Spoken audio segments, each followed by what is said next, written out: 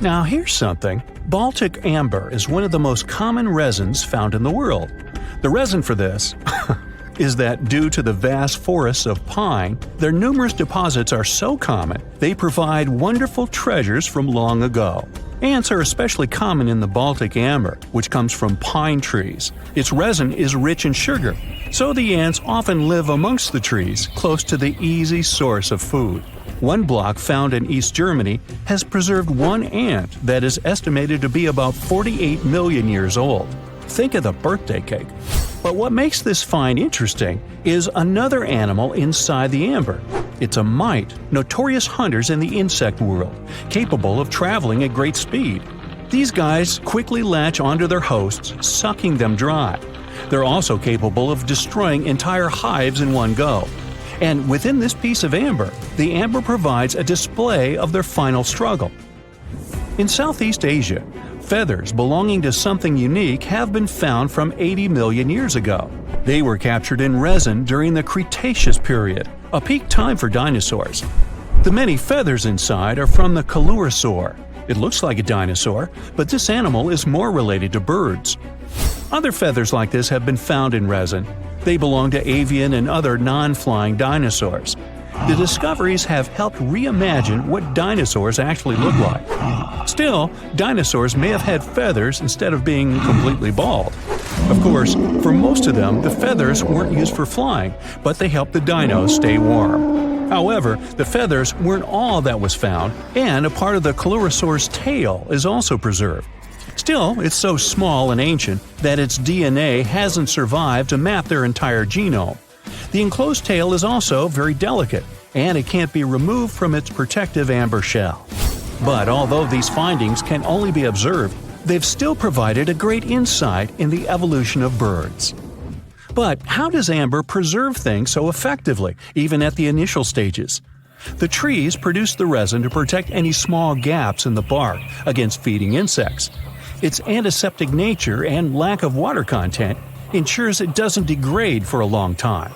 This also makes it more resilient as it petrifies over long periods, eventually becoming a fossil. Some of the oldest amber ever found was from the Triassic period, showing how long it can last.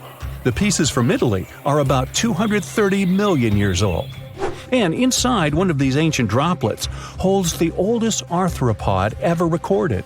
This mite found inside has provided a broader understanding to their evolution. Today, they're known to mainly annoy gardeners by feeding on the petals of flowering plants. However, at the time the mite was caught, flowers didn't have any petals, and it would be without this tasty meal for another 100 million years. Now, 100 million years ago, Myanmar was part of Gondwana, the great supercontinent. At that time, Myanmar wasn't part of Asia yet. But it was still lush with a great forest, which contained many species of lizards that lived amongst the undergrowth, hiding away from dinosaurs. Many of them have been stored within amber. This fact helped discover ancestors of geckos and chameleons. By using CT scans, scientists have analyzed them, providing a glimpse into the formation of their scales, teeth, feet, and claws. It also provided an understanding of how these archaic creatures once appeared.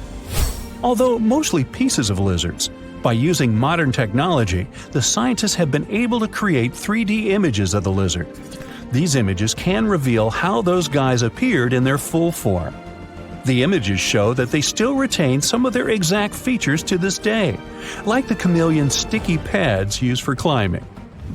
A salamander fossil from around 20 million years ago is one of the most intact specimens ever found in amber. Details of its final moments show that it had been attacked before getting stuck in the resin. However, what's confusing about this find from the Miocene era is that the amber was found in the Caribbean, but it came from a tree that's closer related to those from East Africa. The lizard also has ancestry from the same area. Finds like this have opened a whole new understanding about how these small lizards migrated. It's expected that they would have ridden fallen logs, which took them across the seas to new homelands, not only to the Caribbean, but to all continents except for Antarctica. Nobody goes there, it's too cold. In the Dominican Republic, you can find some of the rarest of all ambers. This Dominican amber came from neotropical forests from around 20 million years ago. Many of the trees that made the resin are now extinct. The amber is almost completely see-through and can come in an array of beautiful colors. The most common colors are red, yellow, and even blue, and are easily mistaken for gemstones. One was found with a flea caught in it, dating to when the forest was at its peak and the mammalian variety thrived. Fleas were likely common at the time, and this flea in particular had recently fed on a mammal before getting stuck. However, something more intriguing was found within the flea. While scientists checked what mammal DNA was within the flea, they found that it was carrying an ancient bacterial blight. These blights have been constant throughout Earth's history, dramatically decreasing populations of animals and plants. This now extinct blight in the amber helped scientists determine how much the bacteria have evolved and how it spread. Now, most remnants of insects inside amber aren't much more than the exoskeleton bodies. But with some found in Myanmar, they were so well preserved that even the color of the insects is still intact. Colors in nature appear in three different ways. The first is bioluminescence, that's produced by a chemical reaction within a living organism. The second is about pigments, where the color appears in an animal or a plant tissue. The third is called structural coloration, and the production of colors here is explained by microscopic surfaces fine enough to react with the light. The rare insects in amber were found in the form of structural coloration, but only at specific wavelengths. It all explains the very intense colors rarely found. 99 million years later, these bugs can still show their vibrant colors – blue, purple, and green. Some of them appear so different in color and shape that they almost look like they're from another world. Which of course they are, a very old one. Ants have been around for about 168 million years, based on fossil evidence provided. They're well known for their social hierarchies and their hive mind system. They've dominated almost every corner of the insect world, but when these social capabilities came about have been difficult to determine. Yet, recently, amber dated from 100 million years ago has shed some light into their evolution. Several amber pieces have preserved various ant types, including the worker ants, guardian or soldier ants, and even a queen ant. Before these pieces were found, it was estimated their social nature occurred millions of years later. A piece of amber dated 100 million years ago helped shed light on the evolution of birds. A perfectly preserved bird that hatched preserved in amber was already equipped with its flight feathers. With the earlier physical abilities, they would be capable of moving around the nest by themselves at a very young age, and it's expected they could search for their own food almost immediately. But as birds continue to evolve and spend more time in the skies, their brain developed larger for their cognitive abilities. After hatching, their early development was then more focused on the brain, and the chicks slowly became more reliant on their parents over time. In Spain, a massive treasure trove of amber and other fossils has been found. Inside, there were remnants of an entire ecosystem that existed 110 million years ago. A bunch of individual fossils were found. The vast collection includes many types of insects, mollusks, arachnids, plants, 50 different dinosaur bone fragments, feathers, and hair from mammals, and a McDonald's burger wrapper. Nah, just kidding. With the abundance of findings, it's helped researchers understand the ancient terrestrial ecosystem that once existed. With loads of specific details of the environment, they've reconstructed the swamp. This way, it's now possible to experience what it was like in the world of dinosaurs. A piece of whale rib has recently been found in a North Carolina mine. Not a big deal, some might think. Hey, why can't a whale be a miner, right? But this fragment offers scientists a unique glimpse at the interactions between prehistoric sharks and whales from around 3 to 4 million years ago. The thing is, 3 tooth marks embellish the rib. That means that the whale was once badly bitten by an animal with a super powerful jaw. Judging by the spacing between the tooth marks, and it reaches almost 2.5 inches. This animal could be a mega-toothed shark. I'm talking about the megalodon. Or it could be a different shark species which was around at that time. The curvature of the shark's jaw shows that the animal was relatively small, between 13 and 20 feet long. Yeah, small. As for the whale, it seems to be the ancestor of a great blue or humpback whale. Researchers are amazed. You don't usually expect to find evidence of animal interaction and behavior preserved in the fossil record. After examining the sample carefully, they concluded that the shark must have gone away with a mouthful, but the whale had survived because most of the fossil fragment is covered with what is known as woven bone. It quickly forms in response to localized infection. Such bone isn't particularly strong, and later the body remodels it into compact bone tissue. But it takes time. The presence of this bone means that the healing was incomplete and the whale passed away 2 to 6 weeks after the unfortunate encounter. On the other hand, its demise could have been unrelated to the infection and injury. Only a handful of fossils show such kinds of interactions between ancient animals. You can often find bite marks on fossils indicating where the animal passed away and its carcass was scavenged.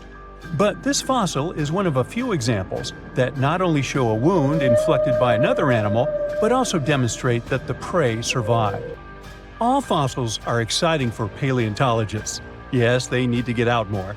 But some might look terrifying to regular people. For example, look at this picture of tentacle arms and octagonal-shaped heads. When it first appeared in mass media, internet users claimed that it was some ancient organism that had come from space. Others thought the story was fake, but in fact, both the picture and the fossil are real.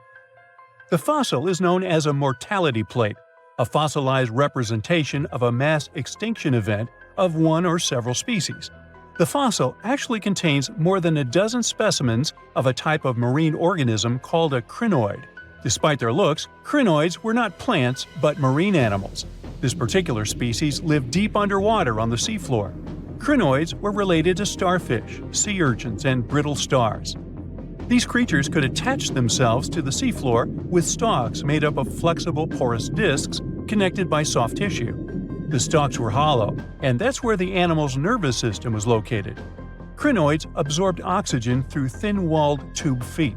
The creatures usually reached the length of more than 8 inches and had 5 arms lined with leathery-looking tentacle-like structures. They fed on plankton and sloughed off organic material. Now, even though these fossil finds seem to be super exciting, few creatures in the fossil record confuse scientists as much as the Tully Monster. This curious sea creature sported a toothy, trunk-like snout and eyes splayed out on a rigid rod. But the most bizarre thing? It has been impossible to classify. Researchers have been considering a variety of organisms, for example, segmented worms, swimming slugs, and primitive eel-like creatures, since the monster was discovered in 1966. Recently, they have even tried to connect it to some species of jawless fish with a backbone-like structure. A team of scientists from Japan has used high-resolution laser scanners to examine the anatomy of Tully Monster fossils in 3D. They concluded that the enigmatic fossil might be an invertebrate after all, and still, the true identity of the creature remains elusive. In the 1950s, amateur fossil hunter Francis Tully found a ghostly imprint of a torpedo-shaped organism with a huge tail fin in the Mizon Creek fossil beds in Illinois. Tully had never seen anything similar to the torpedo structure. He took his find to Chicago's Field Museum of Natural History. Paleontologists working there were baffled as well. Since then, scientists haven't been able to determine where the creature fits on the phylogenetic family tree, or where they should spend Thanksgiving. In 1741, an explorer and captain named Vitus Johansen Bering led an expedition to map the coast of Alaska. The ship he was on got shipwrecked on what later became known as Bering Island, and they got hungry. Half the crew survived thanks to the discovery of an extremely large sea cow. With the meat of these animals nourishing them, the sailors managed to build a small ship from the wreckage and return home. On their way back, a scientist who was among them spent his time documenting the animals and plants they had found. The sea cow was particularly interesting because without it, the crew wouldn't have survived. These animals were more than 26 feet long and weighed around 10 tons. All sea cows are members of the order Sirenia, marine mammals more closely related to elephants than cows. The scientists described them as having black skin, a small head, and stubby forelimbs. Those sea cows floated on the water's surface, munching on kelp. After the information about these animals became widespread, sea otter fur trading expeditions made use of that convenient depot en route. Sea cows were docile and could be easily hunted. Long story short, within 27 years after the scientists mentioned those animals, they were driven to extinction. But it's not the saddest part. The fossil record reveals a much deeper and darker history. Fossils of sea cows have been discovered all over the world, from Japan to Mexico. It means that the animal once thrived in the vast kelp beds around the entire North Pacific Rim. That small population discovered by the expedition was probably the last remains of a once much larger and way healthier population. More likely, Aboriginal hunting had already reduced the numbers of these animals to near extinction levels, and the final blow came from Western hunters. The living close relatives of those ancient sea cows are rarely hunted today. Still, they're under threat of extinction themselves. To some, this amazing fossil might look a bit disturbing. Slaves' lentils are fossils that belong to animals called nummulites. They lived and thrived in a warm, shallow sea covering part of Egypt around 40 million years ago. The name nummulites hints at the fact that larger specimens resemble coins, and in Egyptian folklore, they're even referred to as angel's money. These creatures have a simple, single-celled structure, which contrasts with their super intricate skeleton. Look at this series of spiral overlapping whorls. Each whorl is divided into countless tiny chambers. Nummulites can grow to be 4 inches in diameter, and still, they are the fossils of single-celled animals related to amoeba. How and why did they grow to be so large? The reason could be their symbiotic relationships with other smaller organisms. In the case of modern species, such symbionts are tiny golden-brown single-celled algae called diatoms. The shells of nummulites are relatively transparent, and since they're flat, there's a large surface area for the light needed for the diatoms to photosynthesize. For some reasons, scientists are still debating about them. The presence of plant symbionts in animals dwelling in the sea encourages the growth of a calcareous skeleton in hosts. So, the gigantic size of the nummulites in Egypt could be due to their close relationship with symbiotic diatoms.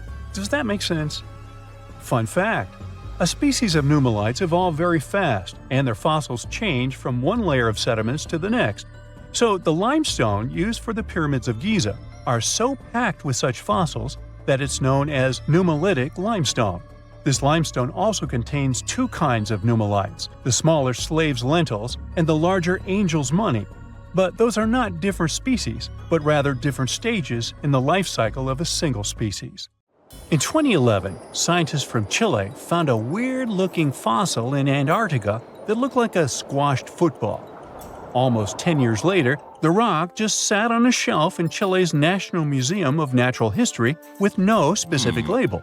It went by The Thing in the museum because it looked like something from a science fiction movie. When the scientists finally got their hands on the strange fossil, it turned out it was actually a giant soft-shell egg from around 66 million years ago. This one is more than 11 inches long and 7 inches wide.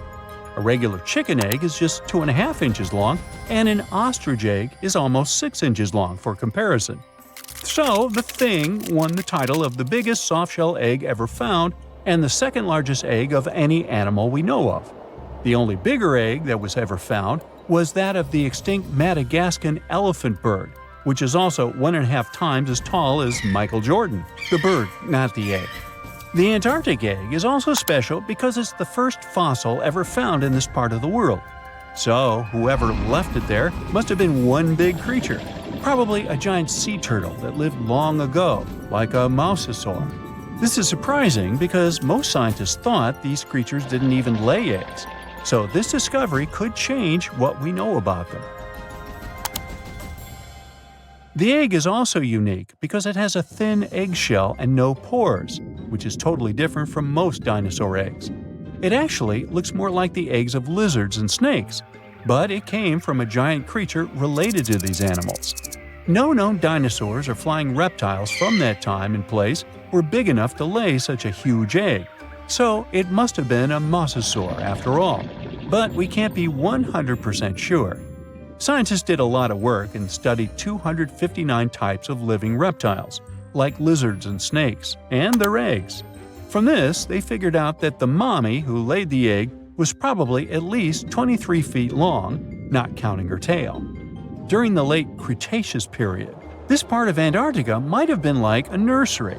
Paleontologists have found bones of tiny mosasaurs and plesiosaurs in the same area, along with bones from the grown-up ones. Archaeologists in Norway made another cool but literally discovery and found dozens of arrows that had been hidden in ice for 6,000 years. They were melting out of a large ice patch in the high mountains, covering an area of about 45 football fields. In 2014 and 2016, when the summers were extra warm, scientists went to an ice patch called Langfoni to look around. They also found lots of reindeer bones and antlers there. Some of the arrows were whole and some in pieces, along with 5 arrowheads around the melting ice patch. This is more arrows than have been found at any other frozen site in the world. Some of the 68 found arrows date back to the Neolithic period, and the newest ones are from the 14th century of the Common Era. Ice is like the perfect time machine that can preserve whatever ends up there in an almost perfect condition. Langfoni became famous as one of the first ice patch sites after a local hiker found a 3,300-year-old leather shoe right next to its edge. Scientists are studying places like this to understand how people used these sites and how the ice patches from Norway to North America changed over time. Now, once upon a time, around 32,000 years ago, to be exact, a squirrel buried some seeds near a river in Siberia. Am I the only one getting the Ice Age vibes? Anyway, these seeds belong to a plant with cute white flowers. Thousands of years later, a group of scientists found these seeds buried deep in the frozen ground, about as far down as a 12-story building is tall. The seeds were surrounded by ice and bones of animals like mammoths, bison, and woolly rhinoceroses. The mature seeds had been damaged, maybe by some squirrel, but some of the younger seeds still had good plant parts inside them. The scientists carefully took those out and put them in small containers to help them grow. And here comes the coolest part. They were able to grow the plants. Their flowers were shaped a little differently from the flowers of the same plant that grows today. After a year, the Ice Age plant even made new seeds. Based on this, the scientists suggested that permafrost could be a depository for an ancient gene pool, and we could find extinct species there and bring them back to life. Scientists on an icebreaker in Antarctica were looking for whales, but found something way more unusual. The camera behind the ship, which is as heavy as a car, detected 16 million ice fish nests on the floor of the Weddell Sea. The nests were located about every 10 inches in all directions and covered an area of 93 square miles, which is slightly bigger than the whole of Washington, D.C. The colony even had a distinct border, which was a line in the sand. The scientists were in the area because they were studying a special spot in the ocean where the water was a little warmer than the water around it. In this warmer water, they found tiny animals called zooplankton near the top. When the young ice fish hatch, they swim up to this area to eat the zooplankton before going back down to the seafloor to grow up and have their own offspring. Since there was so much food, it made sense to see ice fish in this warm water. But they didn't expect to find such a huge number of ice fish nests, much more than anyone had ever seen before. New Zealand's Antarctic Heritage Fund found some old photo negatives in a hut in Antarctica. They turned out to be unique images from the Ross Sea Party. It was a famous failed expedition led by Ernest Shackleton. He wanted to become the first person to cross Antarctica by land, from the Weddell Sea to the Ross Sea, passing through the South Pole. But things went wrong when their ship, the Aurora, was blown out to sea. They had to use the hut from another explorer, Captain Robert Falcon Scott. His goal was to be the first person to reach the North Pole, but sadly, he didn't succeed either. The negatives were made of cellulose nitrate and were found stuck together in the small box. The Trust took the negatives back to New Zealand, where they carefully separated them and discovered 22 hidden images. Many of the photos were damaged, but the trust could still recognize some familiar places around McMurdo Sound, a well-known area in Antarctica. No one knows for sure who took the pictures. In December 2021, some scientists noticed a strange mark on the Larsen ice shelf, a giant sheet of ice off the eastern coast of Antarctica. They thought it might be a river flowing under the ice, so they drilled down over 1,600 feet to check it out. They expected to find water, but they didn't expect to see that the water was full of fast-moving creatures called amphipods. The scientists also found that the water in the underground river had unusual layers of currents moving in different directions, which they still don't fully understand. Another surprising thing happened during their research. On December 20th of the same year, a volcano erupted far away in Tonga, and the pressure waves from the eruption were detected all the way down in the ice river in Antarctica. It shows how everything on our planet is connected, even in the most distant places. Something exciting and kinda unexpected popped out among the rocks of the Ica Valley in Peru. The bones of a really old whale that lived almost 40 million years ago.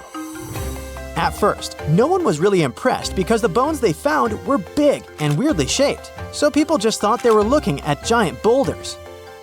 I mean, that's cool too, but things got way better when they realized those were the remains of a very large, ancient animal that roamed along the coast of ancient Peru.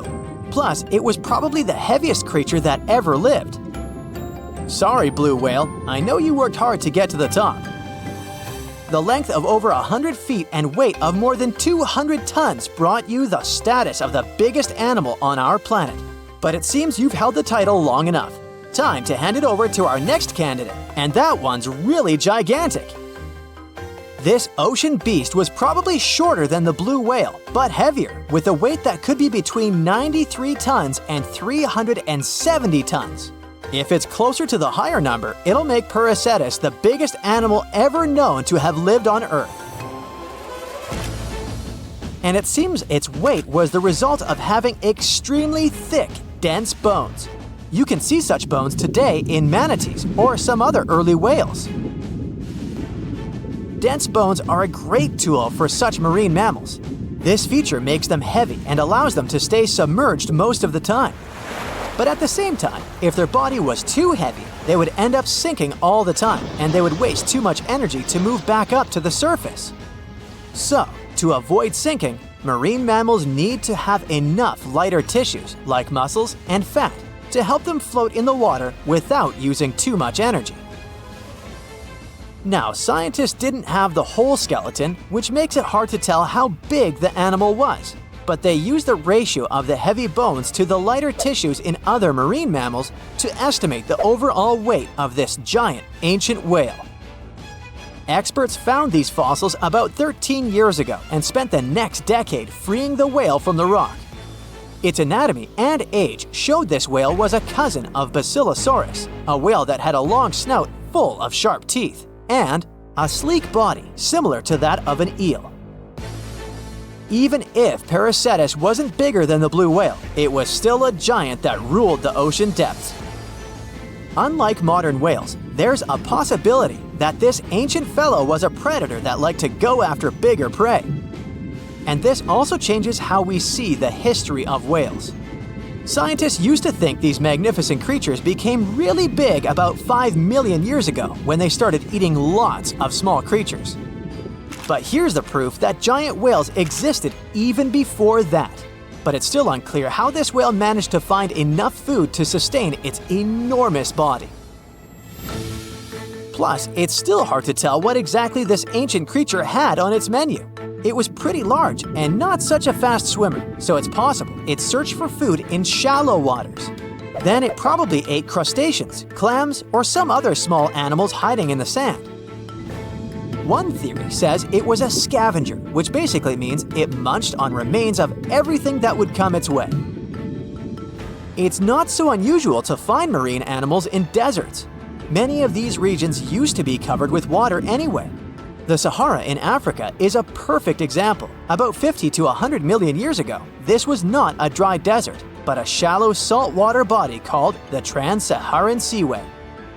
The land is not wet there anymore, of course, but people who lived in that area knew about it because they used to find old shells across the desert.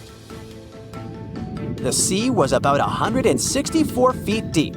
That sounds enough for a nice swim. Some would say this area looked like modern Puerto Rico, with lots of sun and shallow water. Mangrove forests were a common thing, as well as seafloors covered with mollusks, like snails and clams. The marine sediment that was left behind after the sea had dried up is full of different fossils. And the animal that lived in that ancient underwater world didn't look friendly. Plus, they were much bigger than their relatives from modern times, so a regular-sized human would end up as a snack, not even a whole meal. Normally, when animals live on small islands, they can become much bigger than their relatives from the mainland. This is something we call island gigantism, and it happens because there are more resources or fewer predators on islands. Maybe the same thing happened in the Trans-Saharan Seaway. Even though it wasn't an actual island, the water moved in and out, which created little pockets of water. And specific conditions in these pockets might have helped animals grow bigger.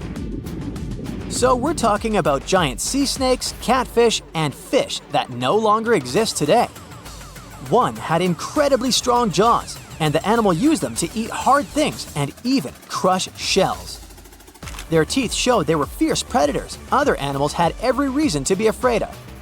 They went through some changes when it came to diet, similar to some types of piranhas. And the competition to get to the top of the food chain wasn't a joke.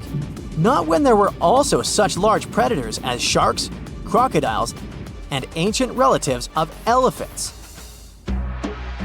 Sahara went through different phases. If you could use a time machine and take a peek at Earth's largest hot desert as it was about 6,000 years ago, you wouldn't have to struggle with sand and heat. You'd have a nice walk through a green and pretty lush place. In the past, people who lived in that area didn't leave drawings on cave walls that showed camels, sand dunes, and scorpions. All those things you'd see in today's Sahara. Instead, they drew crocodiles. That's additional evidence that the Sahara used to have a lot of water and plants enough to support these big yet scary animals. Around 3 billion years ago, Earth might have been mostly covered with water.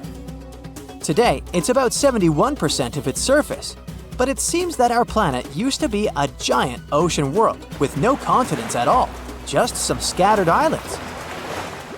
Scientists studied special rocks in Western Australia that formed in a place deep under the ocean called a hydrothermal vent system. To explain this better, it's important to mention two common oxygen types, O16 and O18. O18 is heavier because it has extra neutrons. O16 evaporates from water more easily, and as researchers studied an old ocean floor, they found a lot of O18, more than in today's oceans. This way, they realized ancient Earth had less dry land than Earth today.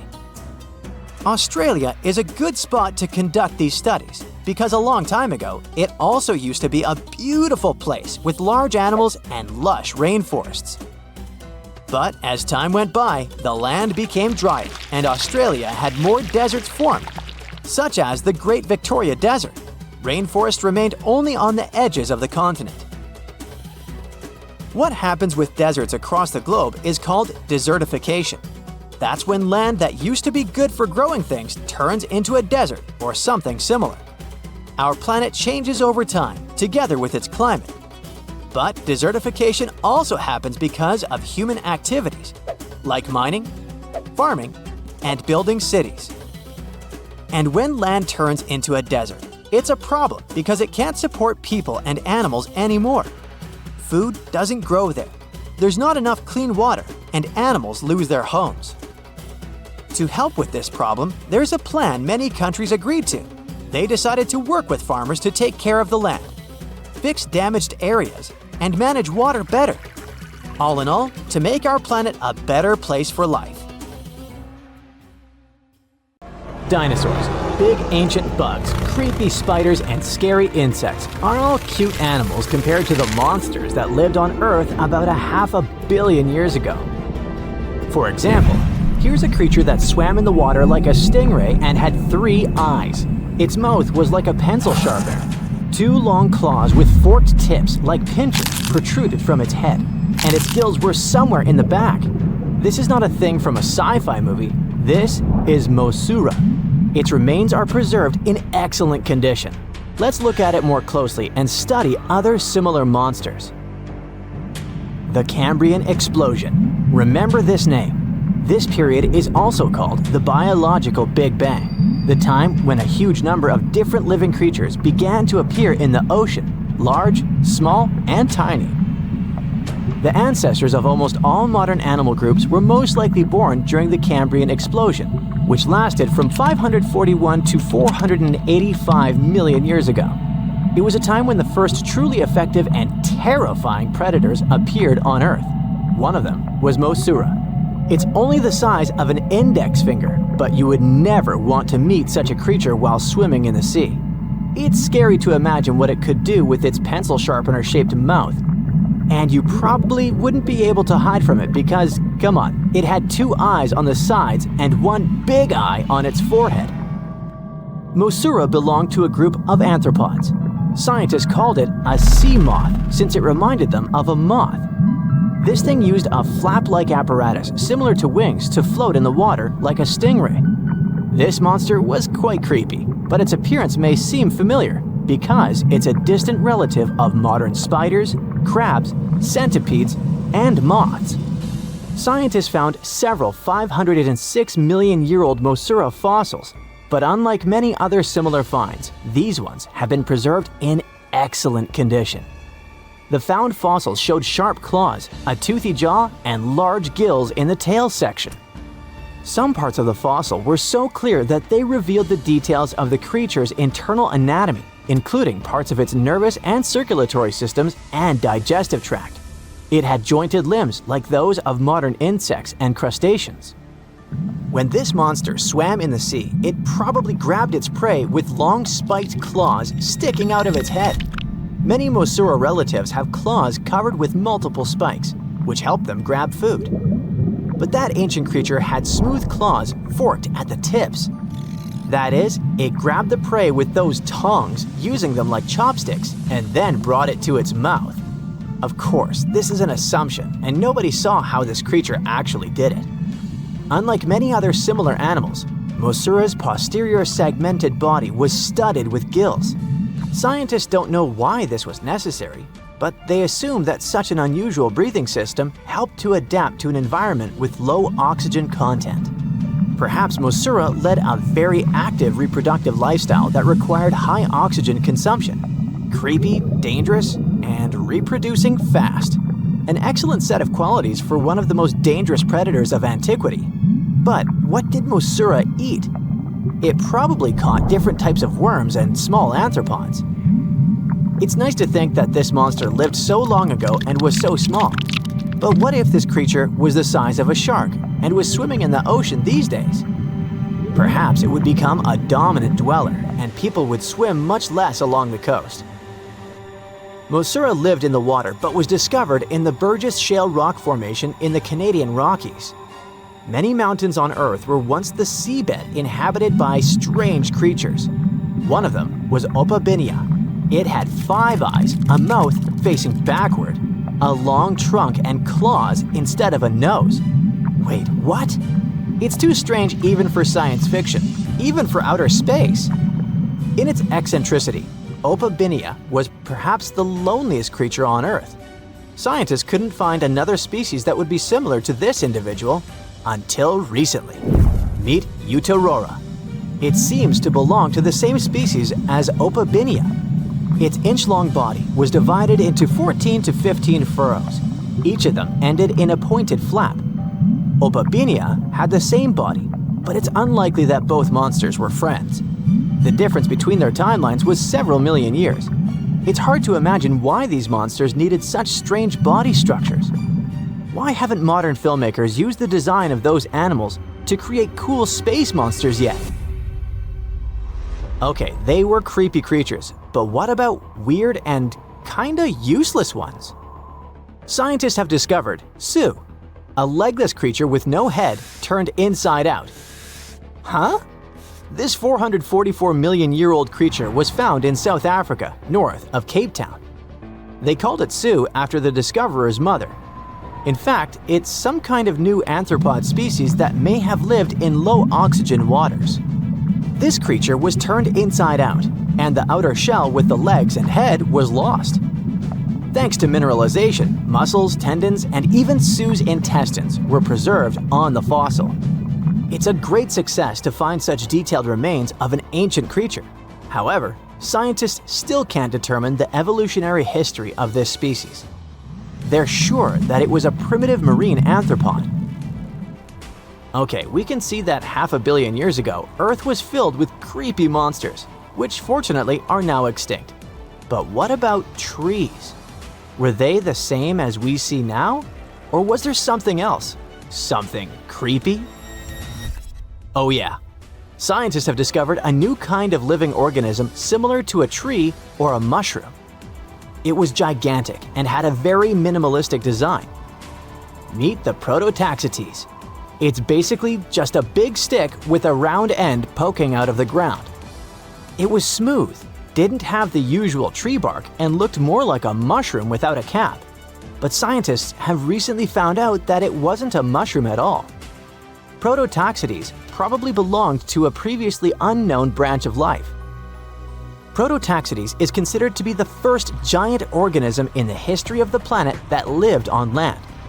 It existed about 420 to 375 million years ago during the Devonian period.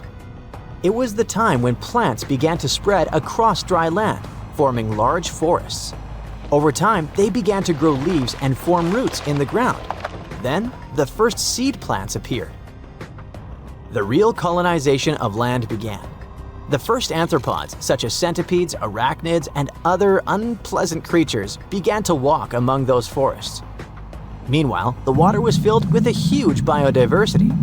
There was a giant supercontinent on the planet, and smaller parts began to break off it. During this period, Prototaxites towered over the land. Some of these things reached 26 feet high and 3 feet wide. It's like a 3-story house and as thick as a palm tree. But what was it? A plant? A mushroom? Algae, perhaps?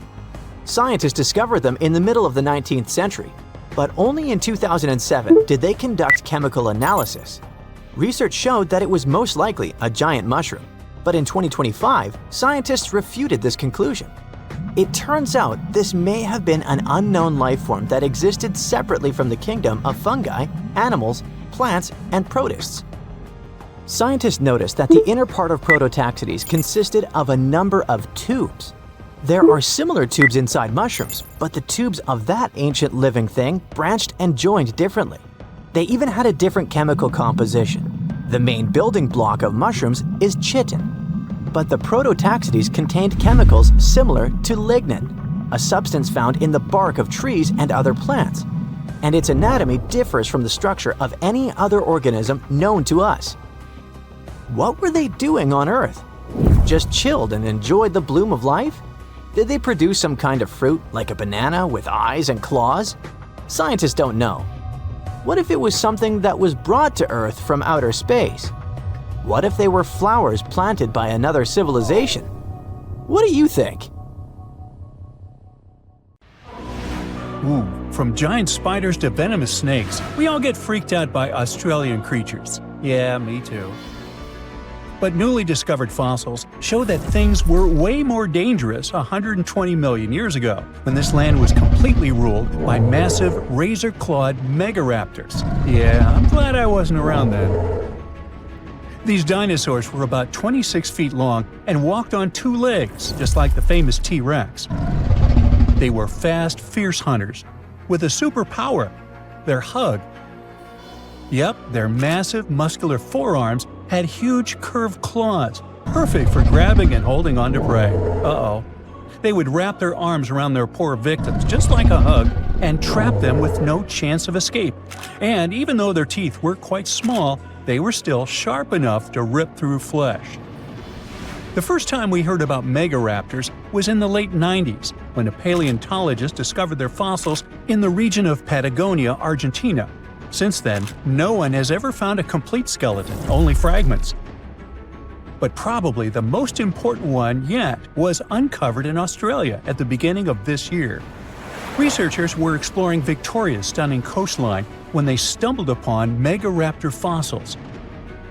First, they spotted bones from its lower legs and a few vertebrae washed up on the beach. Even though they were working with just a couple of fragments, a deeper analysis confirmed that these belonged to a megaraptor. And not just any megaraptor, it was the oldest one ever discovered. This discovery gets even more exciting because it adds weight to the theory that these dinosaurs might have originated in Australia. But we already knew that they roamed the land down under since early 2023, when researchers found the top of a megaraptor skull in the country. So let's rewind a bit. We first found their remains in Argentina, right? Right. But then, years later, researchers found fossils of the same family of dinosaurs on the other side of the world, in Australia. If the ones in Oceania were older, how did these creatures end up in South America? Of course, they didn't fly there. They didn't cross continents by swimming either, although there is a theory that they could swim. Remember, we're talking about the dinosaur era, which happened millions of years ago. And back then, Australia and Argentina were actually pretty close. Basically, they were one. Both lands were part of the supercontinent known as Gondwana, and they were connected through Antarctica. Wait, but wasn't this path freezing? I mean, yeah, these dinos had to pass through Antarctica to get to their destination, but they weren't freezing their tails off. This all happened during the mid-Cretaceous period, when the weather was super warm. Back then, the poles were covered in plants, not ice. So let's just say they took full advantage of the good weather to make the crossing. Now, about 180 million years ago, Gondwana started to break apart. At some point, Australia drifted away from the supercontinent, cutting it off from other landmasses, including South America. That's why the same dinosaurs showed up in completely different parts of the world. Mystery solved. Now, let's get back to that recent discovery. The researchers didn't just find a few traces of megaraptors on the beach. In total, they uncovered 250 dinosaur bones at the site, but only 5 of them were really important. They belonged to 3 different species of dinosaurs that, as it turns out, all lived in Victoria at the same time. So yeah, we've already talked about those first 2 bones. They were from the megaraptor. Next, we have a shin bone from a wunderlichi. That's my best shot at pronouncing it. It's a dino also known as the southern raptor. This is a type of dromaeosaur with a long snout. And the last 2 shin bones of different sizes came from a Carcharodontosaurus, whose name means shark-toothed lizard. This one is a particularly big deal for 2 reasons. Number 1, it's the first evidence that this species lived in Australia. And number 2, it was small, and that is pretty surprising since we've always thought of this species as being massive. Fossils found in Argentina, for example, show this dinosaur reached a length of about 36 feet. But the one in Australia was much smaller, measuring only around 6 to 10 feet long. And that's still plenty big. Basically, what we're saying is that the way predators were ranked in these 2 parts of the world was completely different. In South America, Carcharodontosaurs grew to massive T-Rex-sized giants, towering over megaraptors and dominating the landscape. But in Australia, it was the complete opposite. There, huge, powerful megaraptorids roamed the land alongside smaller Carcharodontosaurs. So the predator dynamic was different. And all of this just shows how unique the ecosystem in Victoria was back then. Although isolated dinosaur bones have been found in Western and South Australia, most of the fossils come from the eastern part of the country, like Queensland. And there, researchers dug up something really, really rare: a well-preserved dinosaur skull. The study shows that this bone belonged to the 4th discovered specimen of Titanosaur. This group includes those massive long-necked dinosaurs. They look like the Brachiosaurus, but some of them were even bigger, reaching 120 feet long. The skull, discovered in 2018, belongs to this guy, whose pronunciation is above my pay grade. and the research points out that it roamed the Earth around 98 million years ago. Thanks to this find, scientists were able to recreate for the very first time what its face might have looked like. Probably after checking out the illustration, they thought, hey, it looks a lot like its cousin. They were talking about another species of titanosaur, this other unpronounceable guy.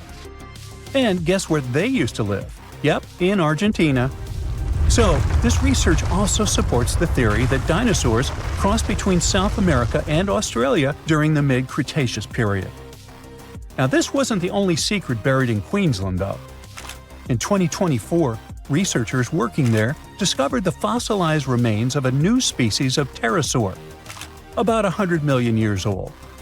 These creatures were the first vertebrates that could actually fly, existing alongside dinosaurs. They were massive, powerful predators with wingspans of up to 36 feet. But these remains belong to a new species within the pterosaur group, which they have named Hakuna Matata, or something similar. Compared to their cousins, they were on the smaller side, with a wingspan of about 15 feet.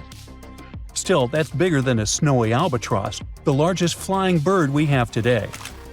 This species of pterosaurs were terrifying beasts, flying over the ocean to hunt for prey.